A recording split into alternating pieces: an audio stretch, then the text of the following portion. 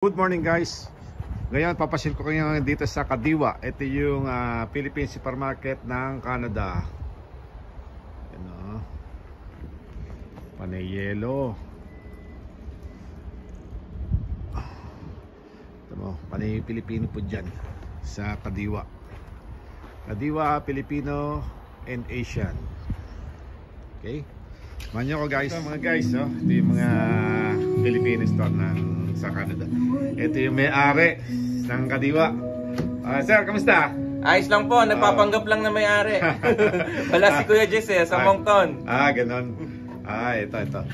Sir, baka gusto mo may batiin ka para shoutout ka sa Pilipinas. Tika saan ba, sir? Shoutout sa mga taga Cavite. Ayun, mga family mo sa Cavite, no? Yun. Shoutout sa inyo. Okay.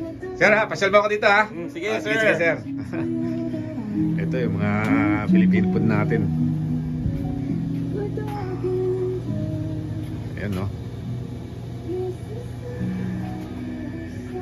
Para nasa Pilipinas, ano? O, tamo. Ito. Parang nabuhay ang Pilipinas, di ba? O, yan, sa bench. Sa bench ka lang makakakita. Dito lang kay sir, meron. Kung wala kang konsensya, dito konsensya, safeguard. Bogi ka. Shoutout ka sir, tigasan ka?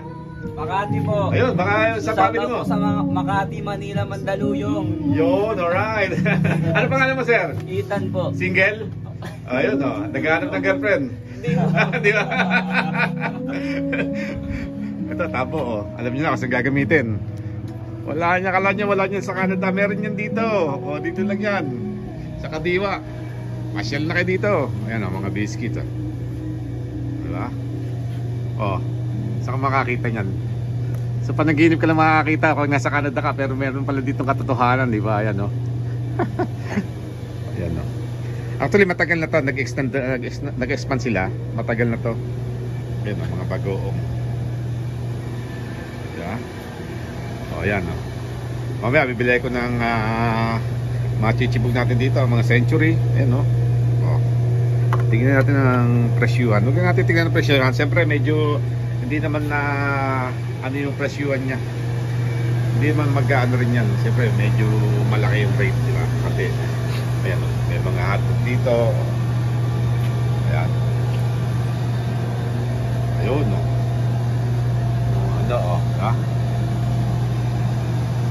Tinapay, sarap. Yun So guys, yun lang. Ito, may mga dito para makita nyo. Yan meron yan dito, mga sisig, siopaw. Yeah. Yun lang guys. So at least napasil ko kayo dito sa Filipino goods ng Canada, sa Kadiwa. Hope you like my videos. Please subscribe and like. Ilang mga kabagsig, have a good night. Have a good day pala. Bye bye.